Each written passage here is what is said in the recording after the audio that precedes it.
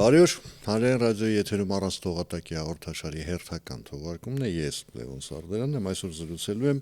հերթական անգամ եւ ի հաճույքին զրուցելու եմ մշակութային մարդաբան Աղասիկ Թադևոսյանի հետ, բարև ձեզ։ Բարև ձեզ։ Պարոն Թադևոսյան, տեսեք, քաղաքական դաշտը այսպես գնում է դեպի ընտրություններ, բնականաբար, եւ այդտեղ լարվածության աստիճանը բարձրանում է ու հիմա արդեն այն փուլում ենք, երբ այդ բոշա փչացած այդ խոսույթի տիրույթում արդեն հայտնվել այդ ամենը եւ շատ քչերն են որ չեն ներքաշվել այդ խաղի մեջ ու չեն ասում մի կռվեք երկուստ էլ ճիշտ եք բայց խնդիրը այնտեղ է ավելի շատ քաղաքական դաշտը որ այդ խոսույթը այդ վերաբերմունքը իրար նկատմամբ սկսել է տարածվել հասարակության վրա հասկանալի է ամեն ընտրություն մեր մոտ այդպես է եղել Ես ինչ հիշում եմ 95-96 թվականից այդ է եղել։ Բայց հիմա այդ ամենը սկսել է ինչ-որ վտանգավոր նաև արտահայտչած ձևեր ստանալ բռնության տեսքով որոշ դեպքերում դրանք քաղաքականության հետ կապ չունեն, բայց շատացել են դանակահարության դեպքեր, մարդիկ ուղակի երկրորդ, երրորդ բառից իրար զենքով են արդեն սկսում հարաբերություններ բարձել։ Այս ինչ է, ինչի մասին է։ Գիտեք, ես համաձայն եմ ձեզ հետ, որ միշտ էլ մեզ մոտ բնականաբար ընտրությունների նախորդին մթնոլորտը սրվում է եւ լարվածությունը մեծանում է, քանի որ մեզ զանում հիմնականում քաղաքական պայքարը կոչվածը մարդիկ հասկացել են որպես մի գործընթաց, որը տարվում է ոչ թե այսպես ասած գաղափարների շուրջ մարդկանց ինչ-որ առաջարկներ անելու եւ այդ առաջարկների շուրջ համախմբելու կամ համակրանք ստանալու շուրջ, այլ ավելի շատ կարծեք թե իր ուժը ցուցադրելու շուրջ, որովհետեւ եղել է միշտ այդպիսի մտայնություն, որ հասարակություն, ես օրինակ հիշում եմ 2000-ականների այդ ընտրությունների շրջանում տարբեր 2000-ականներ ասելով նկատեմ մի քանի ընտրություններ, հա, այդ տարբեր ընտրությունների ժամանակ այս կամ այն արդյոք ես առնչվել եմ միշտ այդ ընտրական process-ներին, բավական տարածված է այն միտքը, որ մարդիկ ձայն կտան նրան, ում որ համարում են ուժեղ որովհետև դրանով իսկ երևի կհիշեք այն ժամանակ նաև բավական տարածված է այդ հարց լուծողների ինստիտուտը, որոնց հետ բավականին տենց սերտ համագործակցում էին իշխանություն ունեցող հատկապես քաղաքական ուժերը եւ այդ հարց լուծողներն էլ որոշակի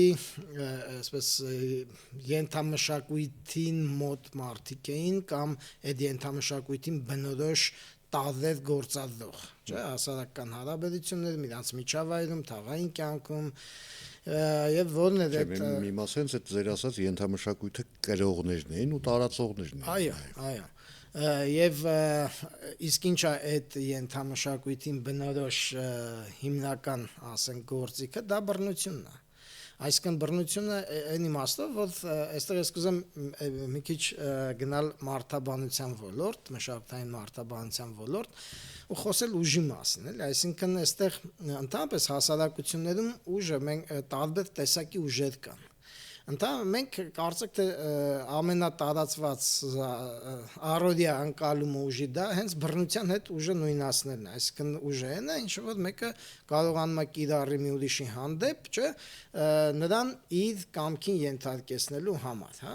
եւ քաղաքական առումով այդ ուժի անկալումը ձևավորվում է ավտորիտար իշխանություն։ Մենք տեսել ենք այդ տիպի իշխանություն տարիներ շարունակ, չէ, այսպես կոչված տխրահարճակ քրեաօլիգարխիկ համակարգը, որի հիմնական գործիքը հենց այդ բռնության ցուցադրումն էր եւ այդ բիրտ ուժի ցուցադրումն էր։ Սա այդ մեր, այսպես ասած, գիտությամբ եթե չանենք, հա, ոնց որ Ֆրանսիկ Մկրտչյանն էր ասում, հա, մեր տերմինաբանությամբ դա կոչվում է ոնց որ ասած դրական ուժ, հա, կոնստրուկտիվ ուժ, այսինքն ստեղծարար, կներեք, դեստրուկտիվ ուժ, կազմաքանդող, վնասարար ուժ, հա։ Ի տարբերություն դրա առանձնացվում է նաև գիտության մեջ հասարակական գիտություններում ուժի մեկ այլ տեսակ, որը կոչվում է ստեղծարար ուժ, կոնստրուկտիվ ուժ, հա, կամ դրական բնույթի ուժ։ Այս երկրորդ տիպի ուժը ինչով է տարբերվում առաջինից, երկրորդ տիպի ուժը ուղղված է ինչ-որ մի բան ստեղծելուն։ Եվ ինքը ըստ էության խորքում ավելի շատ այդ զորություն բառի հետ է։ Տեսեք, ամենազորավորը ընդհանրապես, չէ, ով է համարվում, չէ, Աստված, չէ, ինչի, որովհետև Աստված ամենազորն է, որովհետև Աստված ամենաստեղծարարն է, չէ, այդ կլոնա առասպելական մտածողության մեջ կամ կլոնական մտածողության մեջ։ Այսինքն զորությունը դա նույնականացվում է այն ուժի հետ, որը որ ստեղծում է, բայց շատ հետաքրքիր է նաև այս երկրորդ տեսակի ուժի տարբերությունը ստեղծարար ուժի վնասարար ուժից կամ կազմաքանդող այդ դեստրուկտիվ ուժից, որ ստեղծարար ուժը ինքը ներառական է, այսինքն ինքը ինչքան շատ ինքը միավորիչ է, այսինքն ինքը ոչ թե մի խմբի, մի մարդու ուժն է, որը որ ինքը կիրառում է մյուսներին իրեն ենթարկեցնելու, իրեն հնազանդ պահելու, իրեն, այսպես ասած, բռնությամբ հպատակ պահելու համար, որովհետև դա էլ ունի, չէ՞, իր նպատակը, այդ բռնությունը կիրառվում է, որպեսզի նրանց հնազանդ պահեն, որպեսզի ինքը օգտվի բարիքներից, նրանց էլ շահագործի եւ այդ մարդկանց ճնշվածների ռեսուրսը իր կողմից, չէ, օգտագործի իր արտոնյալ կարգավիճակը անդադ վերարտադրելու համար։ Բայց դրա համար ինքը ոչ թե ներառում է մեծ թվով մարդկանց կամ ստեղծարարության էլեմենտ ունի, այլ ճնշելու, քանդելու հենց ինչը շատ կարեւոր է, հենց այդ ստեղծարարությունը։ Որովհետև իր հակադիր ուժի տեսակը հենց այդ ստեղծարար ուժն է, որը բազմաթիվ ինչքան շատ մարդ մասնակցի այդ ստեղծարարությանը, այնքան լավ, եւ այդ ուժի բևեռը ձևավորվում է հենց տարբեր տեսակի մարդկանց ներառելու միջոցով։ Հիմա եթե ես ներողություն եմ խնդրել, ես ուզում եմ մի բան հասկանալ։ Հիմա տեսեք, կրթության գործոնը ձեր ասած դեստրուկտիվ ուժը, այսինքն փոքրամասնության իշխանությունը կամ քրեա օրիգալխիկ եւ այլն, այսինքն ինքը ինչ պիտի, հիմա մենք գիտենք դա մեր մոտ է այդպես։ Բռնատիրական, ավտորիտար ուժն է դա։ Հիմա ինքը ինչ է անում այդ դեպքում։ Ինքը կրթական համակարգը քարուքանդ է անում, այն իմաստով որ հասարակությունը մեծամասամբ անգրագետ լինի կամ տգետ լինի, որովհետեւ տգետ մարդիկ շատ ավելի դեստրուկտիվ են, քան կրթյալները։ Եվ շատ ավելի հեշտ ենթարկվող եւ հակված չեն ինչ որ մի բան ստեղծելու ամենակարևորը տեսեք գրագետ մարդիկ կրթված մարդ, հա, գրագետ ասլով անպայման չի դա լինի, չգիտեմ, գիրք կարդացած գրագետ, հա, կարա լինի գրագետ արեստավոր, գրագետ կոշկակար, մարդ, ով որ տիրապետում է իր մասնագիտության, ոնց որ ասում են, այբուբենին։ Լավ, եկեք ասենք ուրեմն ուսյալ։ Կարողունակ մարդիկ են դրանք, հա, եւ այդ ավտորիտար բևեռը հասարակության մեջ միշտ ձգտում է հենց այդ կարողունակության ներուժի սահմանափակման, որովհետեւ դրա մեջ ինքը տեսնում է հենց իրեն ուղված վտանգ։ Մի բան, որ մենք ըստ էության հենց հիմա Հայաստանում գտնում ենք այդ փուլի մեջ։ Մենք տեսնում ենք այս, որ դուք ասում եք ինչի է, չէ՞, այս բռնությունը այդպես բռնության քարոզը, բռնության ըստ էության մենք տեսնում ենք նաև ես չի ուզի ես վերջի դեպքի վրա շատ կանգ առնել, երբ որ վարչապետի վրա հարձակում եղավ, բայց ըստ էության այդ հարցակման, որտեղ ըստ էության եթե պարզ երիտասարդի բռնություն է կիրառվել, չէ, ասենք բռնության փորձ է։ Հիմա կարող է այդ պայն բանը ձերքով մի ուրիշը լինել,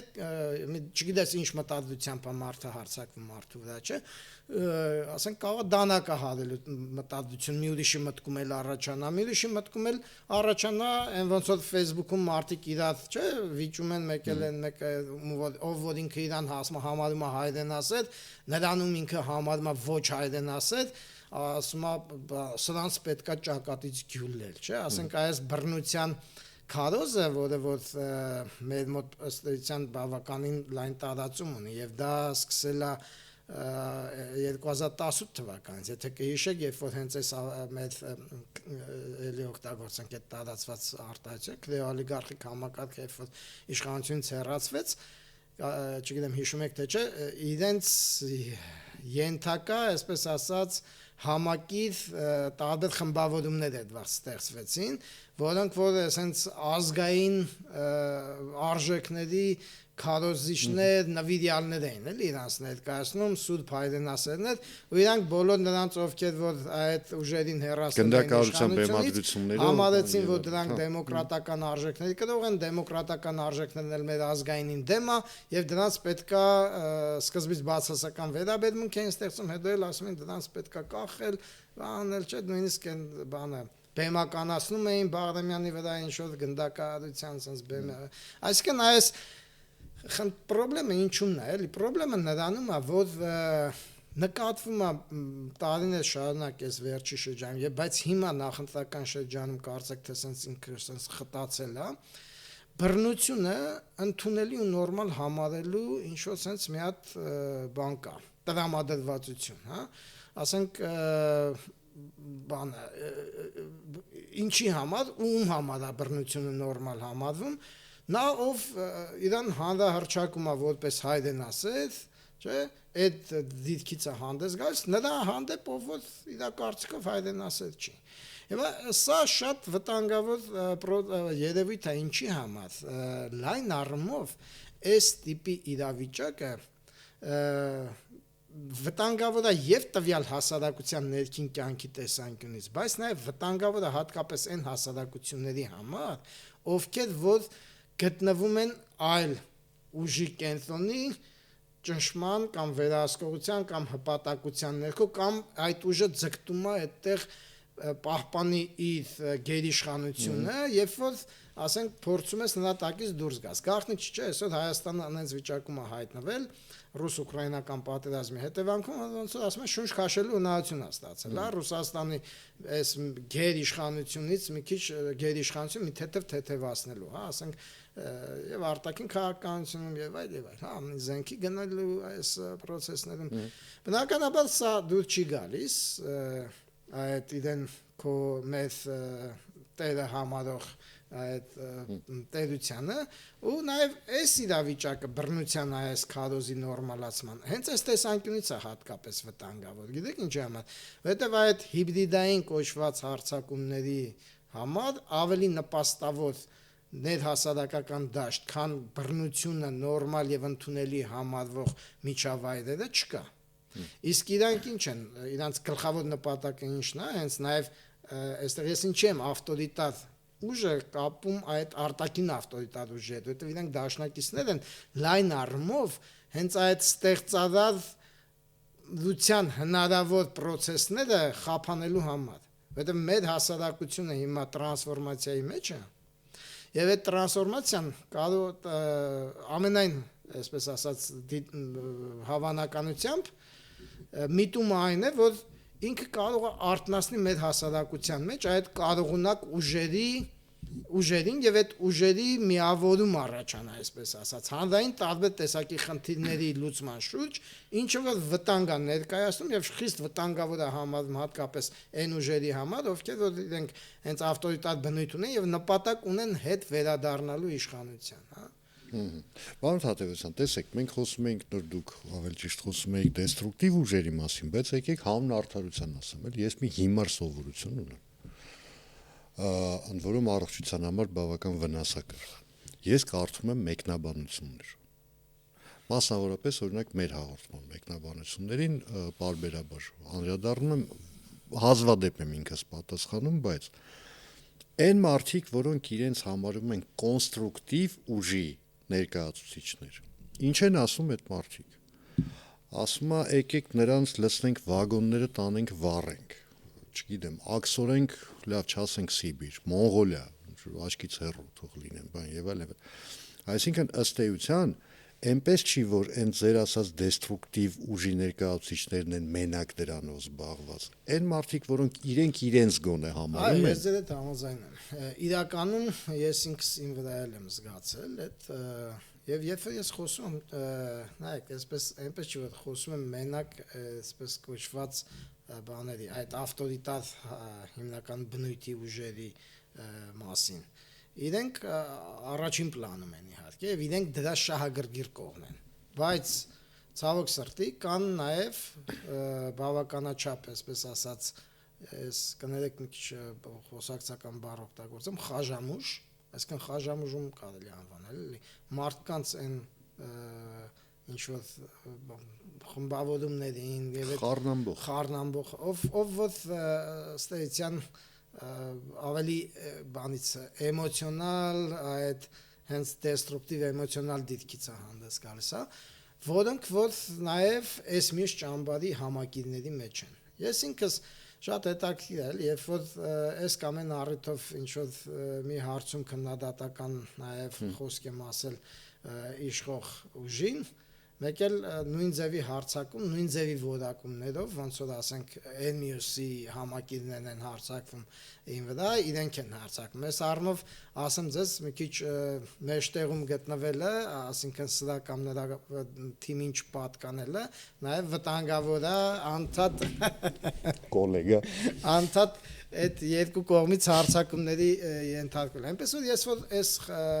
որակումը տալիս եմ, չէ, դեստրուկտիվ, կոնստրուկտիվ, ես չեմ ուզում մենք սենց խիստ նույնականացնենք դեստրուկտիվը նախկինների հետ, կոնստրուկտիվը նորերի հետ։ Ոչ, խոսքը դրա մասին չի։ Չնայած իհարկե իրենց մեջ մեծ տարբերություն կա, մենք այդ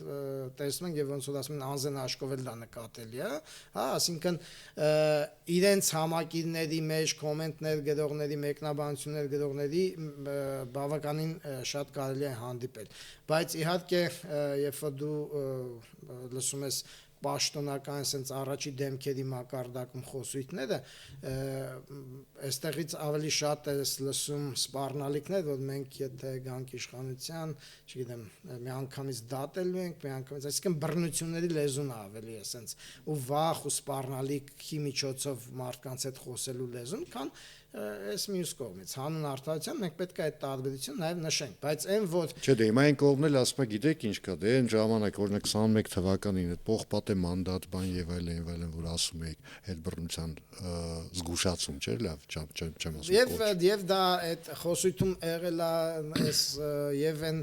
ասֆալտին փռել եւ այլ, հա, այսինքն խոսքը այստեղ նրա մասին է, որ այդ ուժի բռնության կիրառման խոսույթը ինքը մեր մեջ բավական տարածված է եւ այստեղ եւ այս ուժի կողմից է օգտագործվել եւ են, բայց իրենց մեջ ես օրինակ հավասարության նշան բնականաբար չէի դնի։ Եկեք խոստովանենք, որ եթե ասենք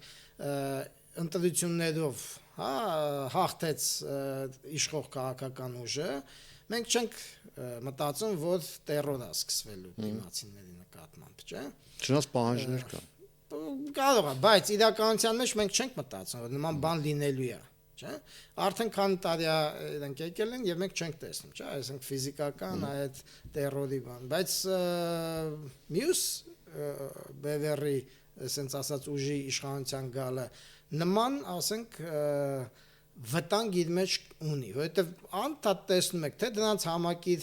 ասենք ինչ որ մտավորականների խոսույթում բան, պետք մեկ էլ տեսնում ես ինչ որ մարդ, որից հետ չես ակնկալում, որ տենց բաներ խոսա, ինքը խոսում է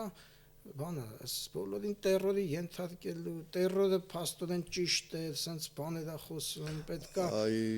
ես ենթադրում եմ, որ Մարինե Պետրոսյանի մասին եք ասում, չէ, որովհետև չէ, ամենաաղմուկանացը վերջին շրջանում դա է։ Մարդիկ, հա, ասենք ես հիմա չեմ ուզում մարդկանց անուններ տալ, սա մի ես այդ իմաստով ազատ եմ։ Հա, սա մի ես ուղղակի ուզում եմ ասել այդ դրսևորումները, հա, խոսույթի, խոսքի դրսևորումը, որը տանում է որի դեպքում ինչ մթնոլորտ կարող է եւ ինչ իրավիճակ կարող է ստեղծվել։ Իսկ ինչի է վտանգավոր այս կամ այն իրավիճակի ստեղծումը։ Ես պատահական չի, որ այդ ուժի երկու տարբեր տեսակների տարբերության մասին եմ խոսում, հա։ Որտեղ ավտորիտար քաղաքական համակարգը ինքը միշտ վերարտադրում է այդ բռնությունը, փոքրամասնության եւ արդարացնում է փոքրամասնության բռնությունը հանուն հայրենիքի հզորացման, հանուն չգիտես, պայծառ ապագայի, հա, հանուն մեր իսկ լավ ապրելու մնացած հատվածին, ով որ ավելի հենց այդ հակված է ձգտումա ներառականության, ձգտումա որպեսզի լինի հավասար պայմաններ այդ հատվածին ճնշած պայելու համար, որովհետև այդ հատվածի ձգտումները ստեղծած ձգտումները իր իշխանությանը վտանգ են ներկայացնում։ Պարոն Թադևոսյան, չընդհատելով ձեզ, այսինքն մենք եթե ես երկու բառով ամփոփեմ, մենք եթե մի քիչ sense այդ քաղաքական ուժերին, քաղաքական դեմքերին հանենք եւ նայենք զուտ process-ը, իմ կարծիքով մենք հիմա ինչ փուլում ենք գտնվում տրանսֆորմացիայի անցման, իմ կարծիքով մեր հասարակությունը իր ներսում ուժի մի տիպից մյուս տիպի անցման process-ը անցնում։ Այսինքն այդ դեստրուկտիվ ուժի գերիշխանության պայմաններում ապրելուց ավելի կարծեք թե հիմա նկատվում է այս կոնստրուկտիվ ուժային կենտրոնների ձևավորման եւ ավելի այսպես ստեղծած զորության, զորավոր այս մի բան ստեղծելու ուղված ուժի ձևավորման այս տրանսֆորմացիայի մեջ է։ Ես չեմ ուզում ասել, որ դա շատ խիստ այսպես արտահայտված process է, որ դու կարող ես այդպես ամեն քայլափոխի տեսնել, այն որ դուք նշեցիք հենց որ երկու ճամբարում էլ նկատվում է, չէ՞, այս ավտորիտար դրսևորումները, հենց սա խոսում է նրա մասին, որ մենք անցման փուլում ենք, որ համ այնտեղ կա այդ, համ այստեղ կա, բայց նաև մենք տեսնում ենք, որ դեպքում ինչ հնարավոր մթնոլորտ է սպասվում, որ կարող է ստեղծվի հանրապետությունում եւ հասարակության ներսում, ապա այս դեպքում իրոք մենք եթե հաջողվի այս անցումը աշճանական, դա երկար տարիների process է իհարկե, ապա մենք կարող ենք որպես հասարակություն հույս ունենալ, որ մենք կարող ենք մեր ներուժը հնարավորինս այսպես ասեմ օգտակար ձևով մեր համար կոնսոլիդացնել եւ օգտագործել մեր խնդիրների լուծմանը, որովհետեւ այս ստեղծած ուժը հենց ինքը ուղղված է մեծ խնդիրներ լուծելուն։ Պարոն Թադևոսյան, բայց այստեղ մի նրբություն կա, էլի, տեսեք, ես Մարինե Պետրոսյանի օրինակը բերեցի ամենայն հարգանքով։ Ես չեմ նայել իրենց։ Ես հատվածաբար եմ նայել, ուղղակի չէ, այնտեղ մի արտահայտություն կա, որը կոմենտներ եմ ձերպես կարդացել։ Հա, մի արտահայտություն կար, որը շատ ուշագրավ էր, ասում է, եթե իմ համակիրները կամ ինպես մտածողները գան իշխանության, քո նմանները չեն համարձակվի ասել այս կամ այն տեսակետը։ Բայց այստեղ թվում է թե հա դե որ քաղաքական փոքրամասնության այս դեպքում ներկայացուցիչը կամ իրենց համակիրը նման բան ասում ես հա դե ըստ դա սպառնալիք։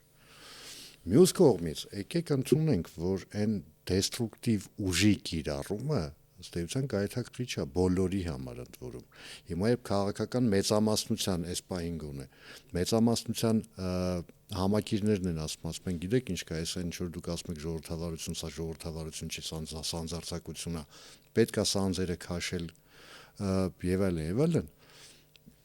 չեք վախենում, որ այդ ձեր ասած ստեղծագործական ուժը կարող է հետին պլան գնա, ասի դեր եղբայր ժողովուրդը սա է ուզում։ Նայեք, հիմնական տարբերությունը ինչն է, էլի։ Հիմնական տարբերությունն է, որ մի դեպքում կարգ ու կանոնի հաստատումը իրականացվում է օրենքի սահմաններում, մի դեպքում օրենքը ընդհանրապես կարևոր չի։ Հա, կարևոր է այն, այսպես ասած, ճշմարտությունները, որոնք որ այդ բանը, այդ ավտորիտար ուժը համարում է, որ ճիշտ է, էսենցա ճիշտ է, ճիշտ է, որ այս մարդուն պետքա ճակատից կրակել, հա, ճիշտ է, որ այս մարդուն պետք է խաղան բարձրացնել, որովհետև ինչի համար, որովհետև իմ կարծիքով ինքը ճիշտ չի մտածում, հա, ճիշտ է, որ սկսենք, այսպես ասած, տերոր, որպեսզի հետո մեր ազգը լավ ապրի, դեպ 20-ականներին, երբ որ սկսվեց այդ բանը, ռազմական կոմունիզմը ամենասկզբում, չէ, այն ժամանակ էլ շատ տարածված էր հենց այդ գաղափարը, որ կարելի է հազարավոր մարդկանց սպանել հանուն երջանիկ ապագայի, հա, այսինքն այդ ավտորիտարիզմը, որ մարդկանց խոստանում է երջանիկ ապագա իր մի մասին ոչնչացնելու հաշվին, ինքը հետո տեսնում ես թե ինչ է դառնում, ինքը երբեք շանս չունի Լենինը գիտական աշխատություններից մեկում ուներ, չէ, ձևակերպում, որ հազարավոր մարդիկ արժեն, մարդկանց կյանքը արժի մեկ լավ գաղափար։ Այո, եւ ոչ միայն Լենինը, այլ այդ կուսակցական, այսպես ասած, առաջատար գործիչներին բնորոշ բանա, շատերն են այդ մասին խոսել, հա։ Իսկ երբ որ մենք խոսում ենք դրա մասին, որ ասենք երկկողմանիորեն սպառնալիքներ են հնչում, իհարկե, եթե այս մյուս կողմը նույնպես մտածում է, որ պետք է գա եւ հաշվի հանդարների, այսինքն օրենքից դուրս գործողությունների միջոցով կարգ ու կանոն հաստատի, դա իհարկե նույն բանի հետ մենք գործ ունենք, հա, նույն որակի հետ մենք գործ ունենք, բայց ես հույս ունեմ եւ իմ համենայն դեպս, այսպես ոնց որ ասում են, անզեն աշկով դիտարկումները թույլ են տալիս ասել, որ ամեն դեպքում խիստ որակական տարբերություն կա այս եւ մյուս բևեռի միջև եւ անկախ նրանից որ այս կողմից էլ մեկ նկատում ես այդ տիպի խոսույթ, բայց գործողության մեջ իրենց գործողությունների մեջ դուք տեսնում եք զսպվածություն եւ ավելի մեծ հակվածություն դիմելու օրենքին եւ իրավական դաշտում խնդիրները լուծելու։ Հասարակ բան նույն այդ դեպքը, եթե մենք վերցնենք քննարկենք այդ երիտասարդ տղայի հետ կապված, եթե ավտորիտար ուժի հետ գործ ունենար ինքը, իրեն ուղղակի կոչնչացնեին մինչեւ դատարան հասնելը։ Այսինքն կամ դատարանում ինչ-որ մի բան իր այդ պապլավոկում նման մի բան եղել է։ Այսինքն այստեղ ակնհայտ է որ մենք տարբերությունների հետ գործ ունենք, հա, ասենք եւ չտեսնել այդ տարբերությունները որակական, ինձ թվում է որ սխալ է հենց այդ համահարթեցման տեսանկյունից, որտեղ եթե մենք տարբերությունները չտեսնենք, մենք չենք կարող հասկանալ նաեւ թե այս անցումային այս փուլում իսկ մենք հիմա գտնում ենք իրոք անցումային այս ընթացքի մեջ, մենք որտեղից որտեղ ենք գնում։ Դա ասում եք,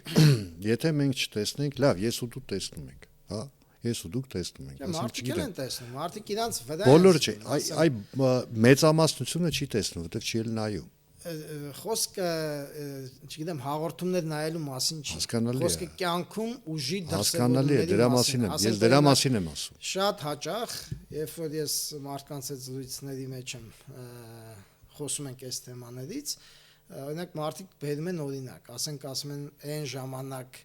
մի բան ասեիդ, փողոցում կարող է այդ ազդեցիկ համարներով, այդ թանկարժեք մեքենա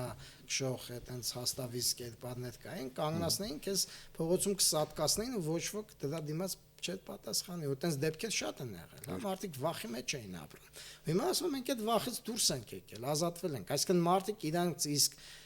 բերանով ցույց են տալիս քեզ այդ տրանսֆորմացիան, այդ փոխակերպումը հասարակության մեջ, ուժի բնույթի փոփոխությունը, որովհետև եթե մի ժամանակ այդ ուժը, որ ասում ենք ավտորիտար, ինքը մենակ